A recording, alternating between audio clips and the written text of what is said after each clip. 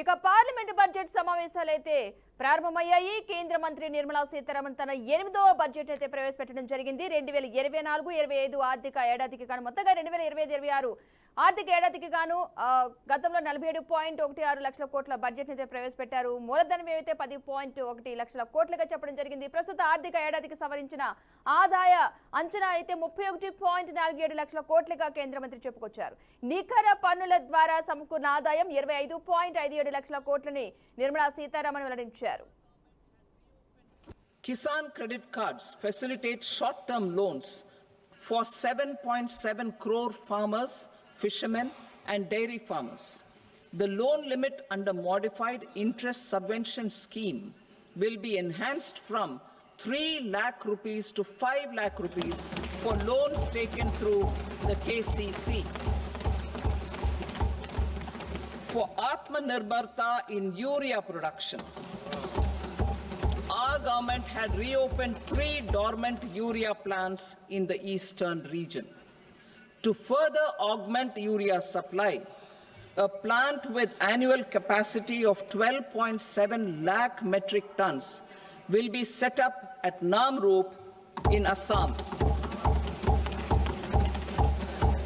India Post, with 1.5 lakh rural post offices, complemented by the India Post Payment Bank and a vast network of 2.4 lakh Dak Sevaks, will be repositioned to act as a catalyst for the rural economy. Details are at Annexure C. India Post will also be transformed as a large public logistics organization.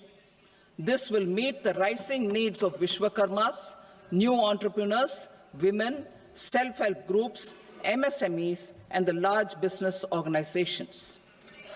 Our government will provide support to NCDC for its lending, investing in the economy, public-private partnership in infrastructure. Each infrastructure-related ministry will come up with a 3-year pipeline of projects that can be implemented in PPP mode. States will also be encouraged to do investment as the third engine. Now I move to investment as the third engine, which encompasses investing in people, investing in the economy, and investing in innovation. Investing in people. Saksham Anganwadi and Poshan 2.0.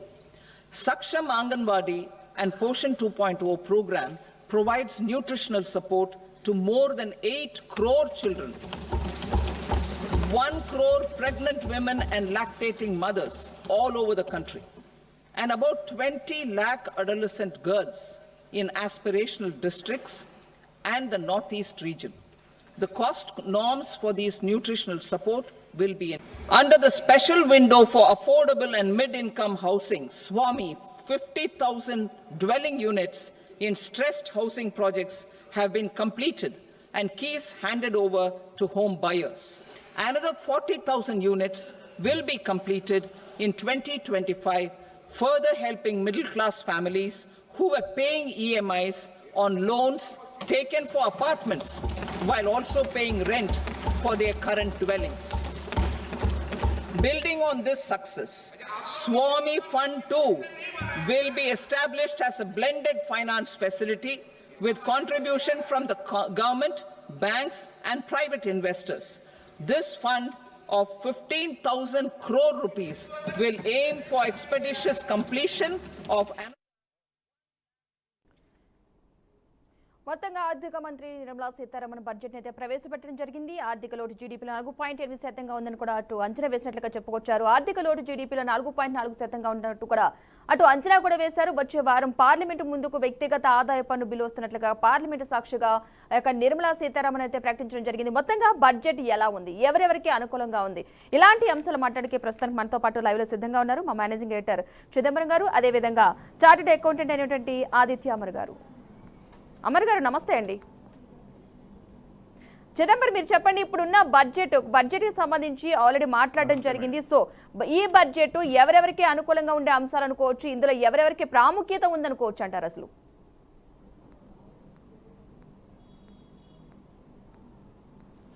Budget వచ్చేసి growth sectors ఏదైతే target చేశారో agriculture మెయిన్గా అగ్రికల్చర్ని target చేశారు. Second వచ్చేసి MSME చేశారు.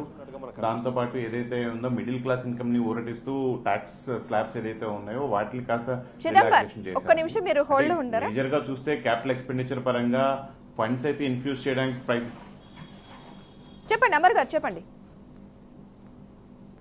Hello చెప్పండి అమర్ గారు, మీరు చెప్పండి. క్యాపిటల్ ఎక్స్పెండిచర్ ఇన్ఫ్యూజ్ చేద్దామని ప్రయత్నించారు. క్యాపిటల్ ఎక్స్పెండిచర్ ఇన్ఫ్యూజ్ చేద్దాం చూసారు తప్ప స్పెసిఫిక్ గా బడ్జెట్ అలొకేషన్స్ అవి ఇంకా పూర్తిగా వచ్చిన తర్వాత కానీ మనం చెప్పలేము ఆంధ్రప్రదేశ్కి ఎంత బడ్జెట్ వచ్చింది అనేది. But as of now salaried employees who are part of the middle class అంటాం అంటే లెస్ దెన్ 1 lakh ఎవరైతే సాలరీ ఉన్నారో వాళ్ళందరికీ ట్యాక్స్ రిలీఫ్ అయితే వచ్చింది అనమాట.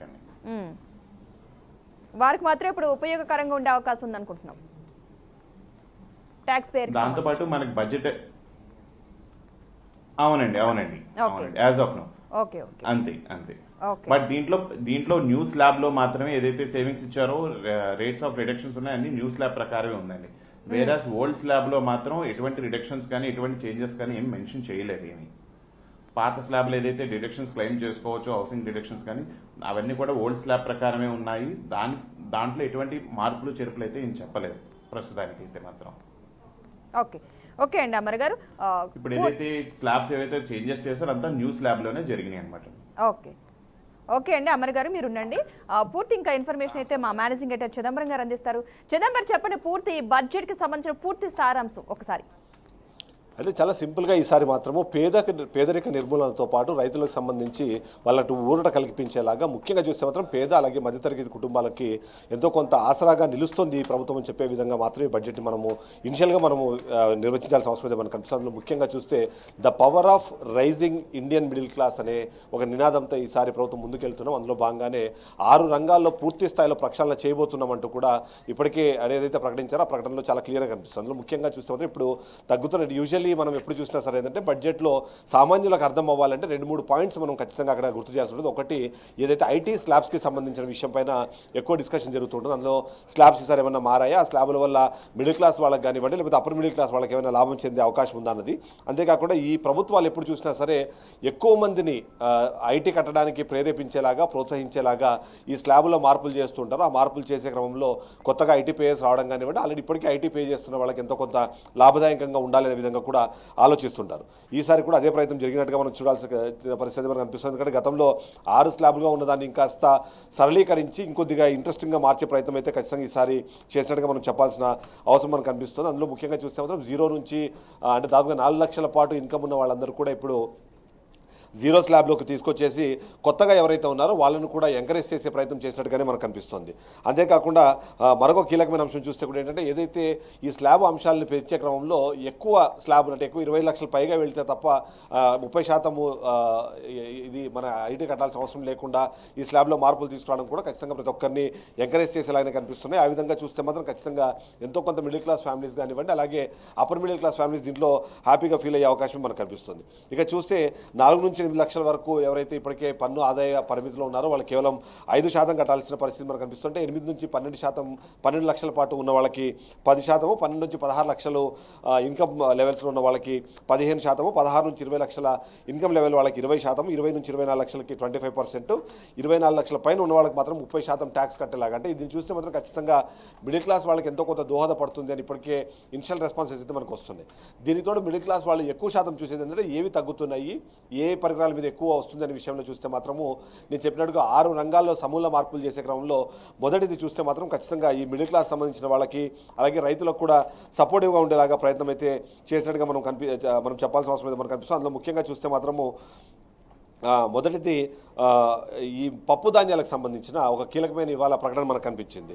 అందులో ముఖ్యంగా చూస్తే మాత్రము 5 ఏళ్లలో ఇన్ఫ్రా రంగంతో పాటు మధ్యతరగతి కుటుంబ సభ్యులకి హెల్ప్ అయ్యేలాగా చూసిన నేపథ్యంలో అందులో ముఖ్యంగా చేస్తే పప్పు ధాన్యాల కోసం దాదాపుగా 6 సంవత్సరాలకు పాటు ఒక ప్రణాళికను రూపొందించడము, అంతేకాకుండా వలసలను అరికట్టడం గురించి కూడా ప్రధానితో పాటు ఈసారి ఎన్డీఏ ప్రభుత్వం కూడా దానిపైన కన్ఫర్మ్గా ఉంది. ఖచ్చితంగా దాన్ని అరికట్టాలనే ఉద్దేశంతో ఉన్నట్టుగా కూడా తను చెప్పిన నేపథ్యంలో మొదటిది పిఎం ధన్ ధాన్య కృషి యోజన అనే ఒక పేరుతో ఒక కొత్త పథకాన్ని అనౌన్స్ చేశారు. దాన్ని మొదట్లో ఏదైతే ఉందో పైలట్ ప్రాజెక్ట్గా 10 జిల్లాల్లో నిర్వహించాలని కూడా నిర్ణయం తీసుకున్న పరిస్థితి మనకు కనిపిస్తుంది. దీని ద్వారా దాదాపుగా 17 కోట్ల మంది రైతులకి ప్రయోజనం కలగబోతోంది. తద్వారా ఏదైతే రైతులు ఉన్నారో వాళ్ళకి ప్రయోజనం కలిగే అవకాశం ఉందనే విధంగా కూడా చెప్పారు. అందులో 3 పప్పు ధాన్యాల్లో స్వయం సమృద్ధి గురించి కూడా అక్కడ మెన్షన్ చేసిన పరిస్థితుల్లో ముఖ్యంగా బీహార్లో మఖానా రైతుల కోసము స్పెషల్ బోర్డును ఏర్పాటు చేయాలన్న ఆలోచనలో ఉన్నట్టుగా దానికి సంబంధించిన కార్యాచరణ మొదలు పెడుతున్నట్టుగా కూడా చెప్పడం. ఇక అధిక దిగుబడినిచ్చే ఏదైతే వంగడాలు ఉన్నాయో ఆ ధాన్యాల కోసం ప్రత్యేక ప్రణాళికను కూడా తీసుకురావాలనే ఆలోచన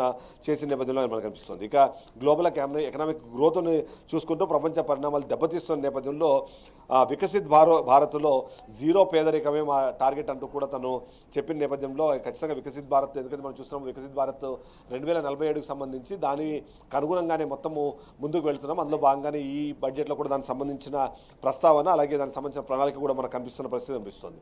ఇక మరొక కీలకమైన అంశం చూస్తే మాత్రం ఏదైతే మిగిలిన రంగాల్లో ఖచ్చితంగా ఏ బడ్జెట్ బయటకు వచ్చినా సరే రాష్ట్రాల నుంచి పెదవిరుపు అనేది ఖచ్చితంగా ఉంటుంది.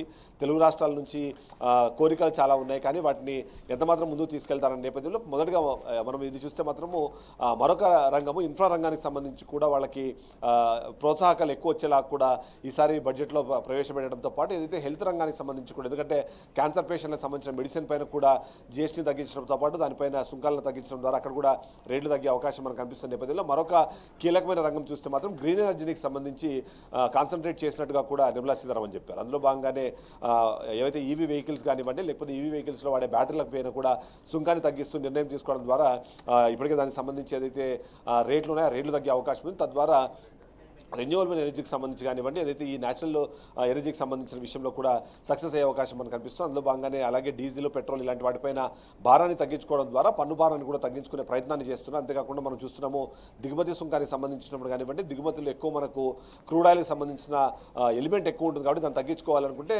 ఖచ్చితంగా ఇలా ఈవీ వెహికల్స్ని ప్రమోట్ చేయాలనే ఆలోచనలో కూడా కేంద్ర ప్రభుత్వం ఉంది. దానికి అనుగుణంగానే అక్కడ చేసినట్టుగా అయితే మనము విశ్లేషించాల్సిన అవసరం కనిపిస్తుంది. పద్మ ఓకే చిదంబర్, అయితే అమర్ గారు మీరు చెప్పండి, ఇప్పటి వరకు మనం చూసుకున్నాము ఎక్కడ చూసినా సరే టోటల్గా ఈ ట్యాక్స్ పేయర్కి సంబంధించి మాత్రం ఎక్కువగా బెనిఫిట్స్ అయితే కనిపిస్తున్నాయి. గతంతో పోల్చుకుంటే ఈసారి ట్యాక్స్ పేయర్స్ ఎవరైతే ఉంటారో వాళ్ళందరికీ కూడా కాస్త బెనిఫిట్ లాగా అనిపిస్తుంది. సో దాని గురించి కొంచెం వివరంగా మీరు తెలియచేరా అమర్ గారు? రైట్, మొత్తంగా ఈ బడ్జెట్ కి సంబంధించి కూడా సాలరీ ఎంప్లాయీస్ కి మేజర్ కాన్సంట్రేషన్ ఉంది మేడం. ఓకే చెప్పండి. సాలరీ ఎంప్లాయీస్ కి మేజర్ కాన్సన్ట్రేషన్ ఉంది. ఏదైతే ఓల్డ్ స్కీమ్ లో ఏదైతే ఎగ్జిస్టింగ్ బిజినెసెస్ ఏవైతే ఉన్నాయో వాళ్ళందరికీ ఓల్డ్ స్కీమ్ లోనే మెజారిటీ ఆఫ్ ద ఎంటర్ప్రీనర్స్ అందరూ ఉన్నారు. వాళ్ళందరికీ ఎటువంటి మార్పులు చెరుపులు లేవు ట్యాక్స్ ల్యాబ్స్. కానీ బడ్జెట్ ప్రమోషన్ కి వీటికి ఏదైతే క్యాపిటల్ ఇన్ఫ్యూషన్ ఏదైతే రిక్వైర్మెంట్ ఉందో సిజిటిఎంఎస్సి కానీ ఏదైతే స్కీమ్స్ ఉన్నాయో గవర్నమెంట్ స్కీమ్స్ ఉన్నాయో ఆ లిమిట్స్ ఎన్హాన్స్మెంట్స్ ఉన్నాయి మేడం. ఎంఎస్ఎంఈని సపోర్ట్ చేస్తూ దాంట్లో ఫర్ ఎగ్జాంపుల్ ఇదివరకు 5 crores దాకానే మనకి లిమిట్స్ ఉండేవి. వితౌట్ క్రెడిట్ గ్యారంటీ స్కీమ్ లో 5 crores దాన్ని 10 crores చేశారు. సో ఇలాంటి కొన్ని మెజర్స్ ఏవైతే ఉన్నాయో that will enhance the capital infusion అవుతూ ఉంటుంది. వితౌట్ గ్యారంటీలో సెంట్రల్ గవర్నమెంట్ గ్యారంటీ ఏదైతే స్కీమ్తో మనం దానివల్ల ఫండ్ ఇన్ఫ్యూజన్. దీంతో పాటు మనకి ఎస్సీ ఎస్టీ ఎవరికైతే ఈ సెక్టర్స్కి ఏదైతే ఉన్నాయో ఫస్ట్ టైం ఉమెన్ ఎంటర్ప్రీనర్స్కి వాళ్ళకి అప్ టు 2 crores దాకా టర్మ్ లోన్స్ కూడా ఇన్ఫ్యూజ్ చేస్తున్నారు. దీంతో పాటు మనం ఫోకస్ చేసిన సెక్టర్స్లో చూస్తే టాయ్ మ్యానుఫ్యాక్చరింగ్ హబ్స్ వీటికి కూడా మెజారిటీ కాన్సన్ట్రేషన్ జరిగిందనమాట. దీంతో పాటు అగ్రికల్చర్లో ఏదైతే ఒక 100 districts ఏవైతే ఐడెంటిఫై చేసి దాంట్లో వాళ్ళ ప్రమోషన్కి రూరల్ ఏరియా ఏదైతే ఉందో అవి ఇన్సెంటివైజ్ చేయడానికి చూస్తున్నారు మేడం దీంట్లో. ఓకే అండి. ఇక రైట్, మనతో పాటు పొలిటికల్ అనలిస్ట్ అంది సత్యం గారు కూడా యాడ్ అవుతున్నారు. సత్యం గారు నమస్తే అండి. అసలు ఇప్పుడు ఈ బడ్జెట్కి సంబంధించి మీరేమంటారు? సత్యం గారు.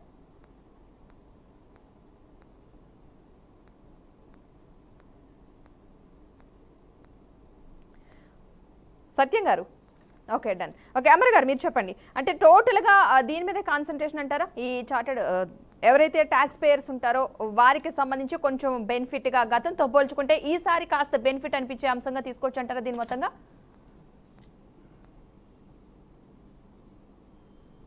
అంటే ఈసారి వచ్చేసి total 4 areas of major concentration జరిగింది మేడం. ఒకటి అగ్రికల్చర్, ఒకటి 2 ఎంఎస్ఎంఈ, ఒకటి 3 ఇన్వెస్ట్మెంట్స్, ఒకటి 4 ఎక్స్పోర్ట్స్.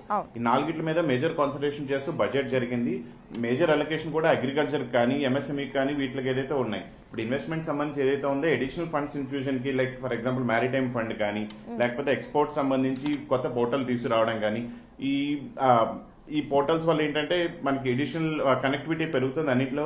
ఎక్స్పోర్ట్స్ కి వీటికి చేయడానికి కానీ, దాంతోపాటు పోస్టల్ డిపార్ట్మెంట్ ని ఏదైతే పోస్టల్ డిపార్ట్మెంట్ ని మన ఎక్స్పోర్ట్ డిపార్ట్మెంట్ దాన్ని రెండింటిని కనెక్ట్ చేస్తూ they are also developing a portal, దాంట్లో ఇంటిగ్రేట్ చేస్తూ దే ఆర్ ఆల్సో చేస్తున్నారు. దానివల్ల ఏంటంటే మనకి ఎక్స్పోర్ట్స్ చేయడానికి వీటికి ఎటువంటి ఇబ్బంది లేకుండా ఉంటుంది. ఆ విధంగా ఒకటి చేస్తున్నారు. దాంతోపాటు మన మైక్రో ఎంటర్ప్రైజెస్ అయితే సిటీస్ లో ఉన్న వాళ్ళకి 5 lakhs నుంచి 10 lakhs దాకా ఉద్యమ పోర్టల్లో ఇష్యూ ఉన్న క్రెడిట్ కార్డ్స్ లాంటివి ఇష్యూ చేస్తా అన్నారు అవి కూడా. సో ఇలాగా కొన్ని మేజర్గా ఎంఎస్ఎంఈని కానీ ఇన్వెస్ట్మెంట్స్ ఇన్ఫ్యూజ్ చేయడానికి వాటికి ఎక్కువ కాన్సన్ట్రేషన్ చేశారు తప్ప వేరే ఎటువంటి సేవింగ్స్ కానీ ఇటువంటి చేయడానికి అయితే ఏం లేదు. కానీ న్యూస్ ల్యాబ్ లో సాలరీడ్ ఇన్కమ్ ఎవరైతే ఎంప్లాయీస్ ఉన్నారో వాళ్ళకి సేవింగ్ ట్యాక్స్ అయితే మాత్రం సేవ్ అవుతుంది మేడం. ఓకే ఓకే, అంతే సత్యం గారు, నమస్తే వాళ్ళకి అండి. ట్యాక్స్ రేట్స్ తగ్గుతాను కానీ ట్యాక్స్ రిబేట్ ఇస్తున్నారు వాళ్ళకి. ఓకే, ఈ బడ్జెట్ పై మీ అభిప్రాయం ఏంటంటే ఈ బడ్జెట్ ఎలా అనుకూలంగా అనిపిస్తుంది, అంటే ఏమనిపిస్తుంది ఈ బడ్జెట్ ని చూసి? బడ్జెట్ సేమ్ ఉందండి. లాస్ట్ ఇయర్ బడ్జెట్ పరిమాణమే ఈ సంవత్సరం కూడా ఉండే అవకాశం ఉంది. ఎందుకంటే నిర్మలా సీతారామన్ 25 లక్షల ట్యాక్స్ ఇన్కమ్ గా ఎస్టిమేషన్ వేసింది. గత బడ్జెట్ లో కూడా 25 లక్షల కోట్లే. ఈ సంవత్సరం రాబడి కింద 37 లక్షల కోట్ల అంచనా వేసింది. గత సంవత్సరం కూడా 37 లక్షల కోట్లే ఎస్టిమేషన్ ఉంది. కాబట్టి ఇవాళ ఫిజికల్ డెఫిసిట్ కూడా 4.4 నుంచి 4.8 మధ్య ఉండొచ్చని అంచనా వేసింది. అంటే సుమారుగా మళ్ళీ కూడా 50 లక్షల కోట్ల బడ్జెటే ఉండే అవకాశం ఉంది. అందుకని ఏ హెడ్కి ఎంత అనేటువంటిది మనకు ఆ లెక్కలు రావాల్సి ఉంది, ఏ రంగానికి ఎంత అనేటువంటిది. కానీ యాజ్ ఆన్ ఇప్పటి వరకు ప్రవేశపెట్టిన దాంట్లో అసలు దీని ఆబ్జెక్టివ్ ఏమిటంటే జీడిపి రేటు గ్రోత్ రేటు 7% ఉన్నది ఈ మధ్య 6.5% పడిపోయింది. తర్వాత నెక్స్ట్ బడ్జెట్ ఇయర్ కూడా ఇప్పుడు ఇచ్చిన సెంట్రల్ బడ్జెట్ ప్రతిపాదన లేదంటే 6.3 నుంచి 6.8 మధ్య ఉండొచ్చు అనేది అంచనా చెప్పింది. అంటే దరిదాపు 6.3 ఉండొచ్చు మ్యాక్సిమం, అట్లా చెప్తూనే ఉంటారు. ఈ పరిస్థితుల్లో ఎందుకు ఈ జీడిపి ఇట్లా పడిపోయింది ఈ ఫైనాన్షియల్ ఇయర్ ఈ క్వార్టర్లో అంటే రిజర్వ్ బ్యాంక్ ఆఫ్ ఇండియా కానీ ఎకనామిస్టులు కానీ ప్రభుత్వం కానీ అందరూ కూడా ఒక అంగీకారానికి వచ్చింది ఏంటంటే కొనుగోలు శక్తి పడిపోయింది, జీడిపి గ్రోత్ రేటు పడిపోయింది అనే నిర్ణయానికి వచ్చారు. ఈ కొనుగోలు శక్తిని బూస్టప్ చేయడానికి మధ్యతరగతి ప్రజలైనటువంటి ఖర్చు చేసేటువంటి వాళ్ళ యొక్క ఇన్కమ్ ట్యాక్స్ రిబేట్స్ ఇస్తే కొనుగోలు శక్తి పెరిగే అవకాశం ఉందని చెప్పేసి దీన్ని ఒక టూల్గా ఎన్నుకుంది ఇన్కమ్ ట్యాక్స్ని. కాబట్టే స్లాబులు మార్చారు. 4 నుంచి 8 లక్షల వరకు, 8 నుంచి 12, 16 ఇట్లా స్లాబులు మార్చి స్లాబ్ మీద ఉన్నటువంటి రేట్లు తగ్గించారు. దానివల్ల ప్రతి వ్యక్తి స్లాబ్స్ని బట్టి ఒక 70,000 నుంచి 1,10,000 వరకు 25 లక్షల లోపు ఉన్నటువంటి వాళ్ళు మిగిలేటువంటి అవకాశం ఉంది. వాటిని ఖర్చు చేస్తే కొనుగోలు శక్తి పెరుగుతుంది అనేటువంటిది ప్రభుత్వం అనుకున్నటువంటి అంచనా, అదే ప్రతిపాదన చేసింది. అదేవిధంగా ఈసారి విచిత్రమైన విషయం ఏంటంటే ఎప్పుడు ఉద్యోగస్తులు అడుగుతారు మాకు రిబేట్ పెంచమని, లేకపోతే మాకు స్టాండర్డ్ డైరెక్షన్ పెంచమని. ఈసారి ఇండస్ట్రియల్ సెక్టర్ వాళ్ళు అడిగారు ఉద్యోగస్తులకి ఈ కన్సెషన్ ఇవ్వమని, ఎందుకంటే వాళ్ళ ఉత్పత్తులకు డిమాండ్ లేదు. అందుకే ఇవాళ ఈ పరిస్థితి, ఇవాళ ఇన్కమ్ ట్యాక్స్ లో స్లాబ్స్ లో చేంజ్ రావడానికి అది కారణం. కొనుగోలు శక్తి పెంచడమే దాని ఉద్దేశం. మరొకటి, మనం అనుసరిస్తున్నటువంటి విధానాల ఆధారంగా మనకు జీడిపి పెరగాలంటే ఒకటి ఎగుమతులు పెంచి జీడిపి పెరగాలి. ఇప్పుడు అకస్మాత్తుగా ఎగుమతులు పెరిగే అవకాశం లేదు.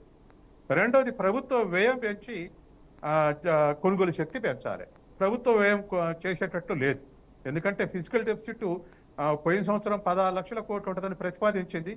నిన్నటి లెక్క ప్రకారం 9 లక్షల కోట్లే ఇప్పటికీ లోటు ఉందని చెప్తుంది. అంటే లోటు పాటించి ఖర్చు చేయటం అంటే అప్పులు తెచ్చి ఖర్చు చేయటం. దానికి ప్రభుత్వం సిద్ధంగా లేదని అర్థమైంది. ఎందుకంటే నిన్నటి ప్రకారం ఎకనామిక్స్ డైలీ ఇచ్చిన ప్రకారం ఇప్పటికి 9.some lakhs crores లోటు ఉందని చెప్పింది. బడ్జెట్లో మాత్రం 16 లక్షల కోట్ల లోటు ఉంటుందని చెప్పింది. అంటే ఇంకా 7 లక్షల కోట్లు ఖర్చు చేయలేదు. కాబట్టి ప్రభుత్వం అప్పులు చేసినా చేయాలి, అది చేయలేదు. ఆదాయం నుంచైనా చేయాలి, ఆ స్కోప్ లేదు. కాబట్టి చివరికి ఉన్నది ఏంటంటే ప్రజలకు వచ్చే ఆదాయాల నుంచే వాళ్ళు గట్టే పన్నులు రిబేట్ ఇస్తే మిగిలింది ఖర్చు చేస్తారు. మనం ఇవ్వాల్సిన పని లేదు, మనకి ఇవ్వాల్సిందే కొంత రిబేట్ ఇద్దామని ఇచ్చింది. కాబట్టి అది గ్రోత్ రేట్ పెంచడానికి ఇన్కమ్ ట్యాక్స్ ఒక టూల్గా ఎన్నుకుంది, కొనుగోలు శక్తి పెంచి అనేది.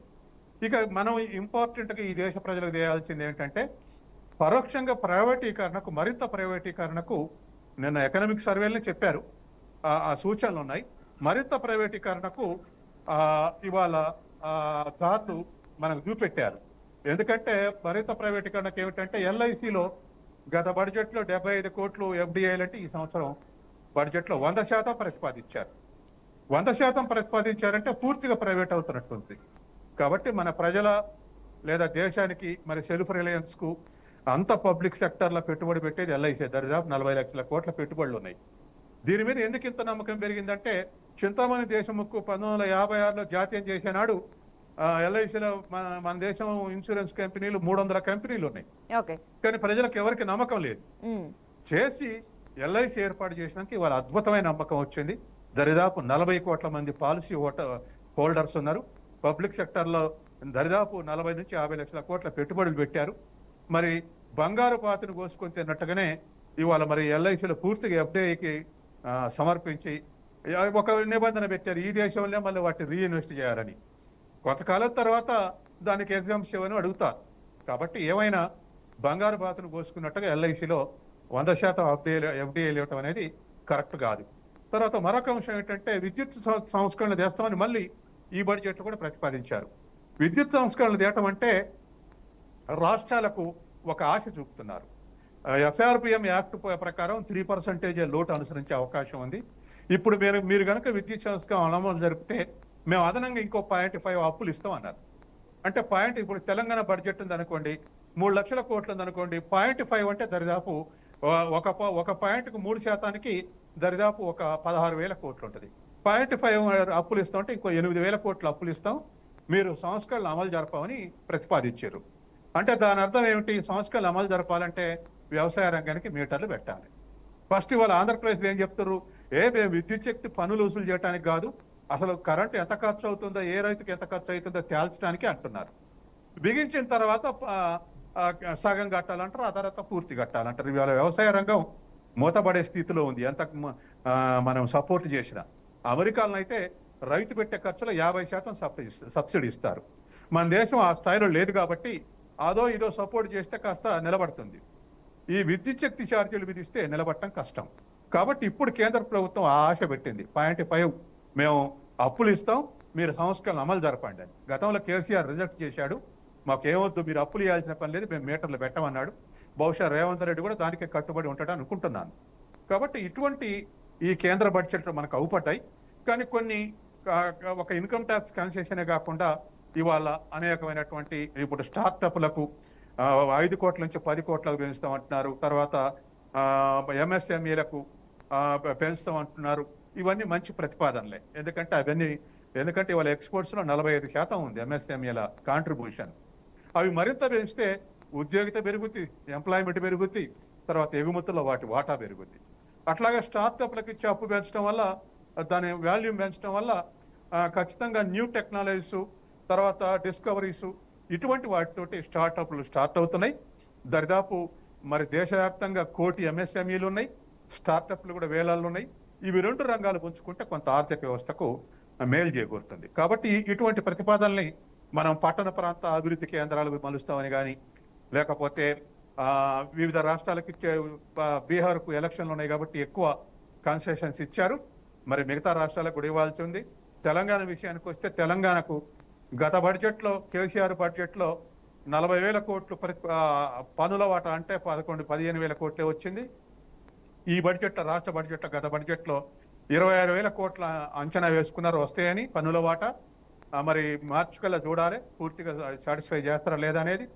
ఈ బడ్జెట్లో కూడా మరి పన్నుల వాటా సరైన సమయంలోనే కాకుండా మరి అన్ని రాష్ట్రాలు కూడా 16th ఫైనాన్స్ కమిషన్కి ఒక రిక్విజిషన్ పెడుతున్నాయి. పన్నుల వాటాలో 50% ఇవ్వాలి, మాకు ఎట్లాగో సెస్సులాలు ఇవ్వట్లేదు, రిజర్వ్ బ్యాంకు దాంట్లో ఇవ్వట్లేదు, డివిడెండ్లు ఇవ్వట్లేదు, ఇటువంటి అదనపు ఆదాయం, జిఎస్టీ అదనంగా ఆదాయం వస్తే అదనంగా ఇవ్వట్లేదు, ఇటువంటివన్నీ డిస్కరేజింగ్ ఉన్నాయి కాబట్టి 50% వాటేయాలని అడుగుతున్నాయి. సరే, 16th ఫైనాన్స్ కమిషన్ ఏం చేస్తుందో చూడాలి. ఏదేమైనా ఇవాళ ఫైనల్గా ఒక వర్డ్ చెప్పేది నేను ఏమిటంటే, నిన్నటి ఎకనామిక్ సర్వే లెక్కల ప్రకారం 63% అన్ని రాష్ట్రాలు పెట్టి ఖర్చు చేస్తే కేంద్ర ప్రభుత్వం 37% ఖర్చు చేస్తుంది. కేంద్రానికి వచ్చే ఆదాయం 60% ఉంటే రాష్ట్రాలన్నిటి కలిపి వచ్చే 40% ఉంది. రోజు రోజుకు అది బీజేపీ పరిపాలించినా, కాంగ్రెస్ పరిపాలించినా, లెఫ్ట్ పరిపాలించినా రోజు రోజుకు రాష్ట్రాల యొక్క ఆదాయం వాడి పెట్టే ఖర్చు యొక్క పరిస్థితి దిగజారుతా ఉంది. ఒక మేజర్ కార్పొరేషన్ల స్థాయికి దిగజారుతా ఉంది రాష్ట్రాల పరిస్థితి. ఇది ఫెడరల్ స్ఫూర్తికి కరెక్ట్ కాదు. డెవలప్మెంట్ లో ఏ దేశమైనా వికేంద్రీకరణ డెవలప్మెంట్ కోరుకుంటుంది తప్ప కేంద్రీకరణ కోరుకోవట్లేదు. కానీ మన దేశంలో రోజు రోజుకి కేంద్రీకరణ పెరుగుతుంది సోర్సెస్. అందుకని వీటిలల్లా పునరాలోచించాల్సినటువంటి అవసరం అయితే ఉంది. కొత్త ప్రతిపాదనలు ఈ బడ్జెట్ లో అటువంటి ప్రతిపాదనలు లేవు. రాష్ట్రాలకు ట్రాన్స్ఫర్ చేస్తామని ఒక్కటే 1.5 lakh crores అంటే 1,50,000 కోట్లు 50 ఏళ్ళు వడ్డీ లేకుండా రుణాలు ఇస్తామన్నారు. అది ఏ రాష్ట్రానికి ఎంత వస్తుంది అనేటువంటి చూస్తే తెలంగాణకి 6,000 కోట్లు 7,000 కోట్లు అప్పిస్తారు. దాని మీద వడ్డీ ఉండదు. అది మాత్రమే కన్సెషన్. కాబట్టి రొటీన్ గా వచ్చేటువంటివి కాకుండా ప్రత్యేకంగా సపోర్టెడ్ ఏమేమి పథకాలు మనం వివరాలు చూస్తే కానీ ఇంకేమైనా పథకాలు ఇచ్చారా అనేది మనం చూడలేము. ఓకే.